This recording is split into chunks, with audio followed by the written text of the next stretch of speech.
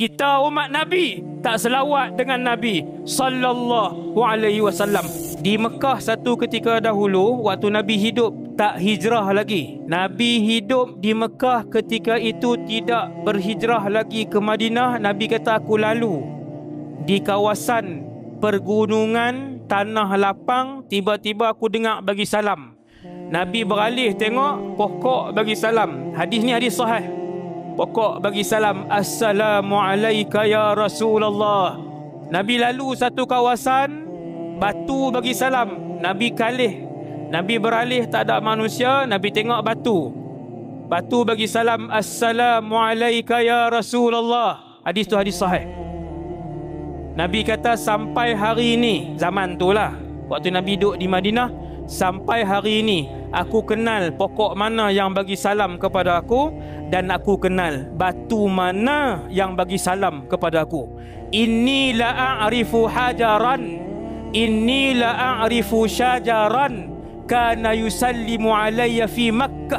Nabi kata, aku kenal batu-batu yang bagi salam kepada aku di Mekah. Aku kenal pokok-pokok yang bagi salam kepada aku di Mekah satu ketika dulu.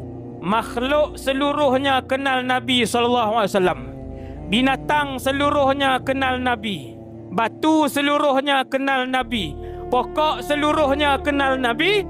Kita umat Nabi tak selawat dengan Nabi sallallahu alaihi wasallam. Pekaknya hati kita, tulinya hati kita, butanya hati kita. Tuan-tuan faham kan sekarang kan, bila para ulama sebut alam ini memberi salam dan mengenali Rasulullah sallallahu alaihi wasallam. Batu-batu kenal Nabi, pokok-pokok kenal Nabi, binatang kenal Nabi. Batu atau pokok batang kurma yang tak ada roh, tak ada perasaan, tak ada jiwa, tak ada akal, menangis kerana ditinggal baru sehari, baru 3 hari oleh Nabi SAW. Bukan tinggal jauh, dalam masjid yang sama. Nabi duduk di situ, batang kurma duduk di sini, menangis sehingga didengari satu masjid. Kata Nabi, aku turun daripada mimbar, aku peluk batang kurma itu, lalu dia diam.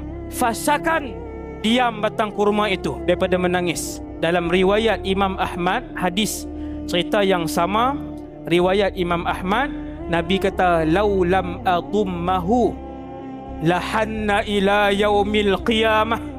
Kalau aku tak turun daripada mimbar baru, aku tidak peluk dan usap kayu batang kurma lama itu, lahanna ila yaumil qiyamah. Nabi kata, batang kurma itu akan menangis sampai kiamat. Subhanallah. Yang tu yang tak ada akal. Batang pokok tua kering yang tidak ada akal, tak ada jiwa, tak ada perasaan. Rindu Nabi, kenal Nabi sallallahu alaihi wasallam.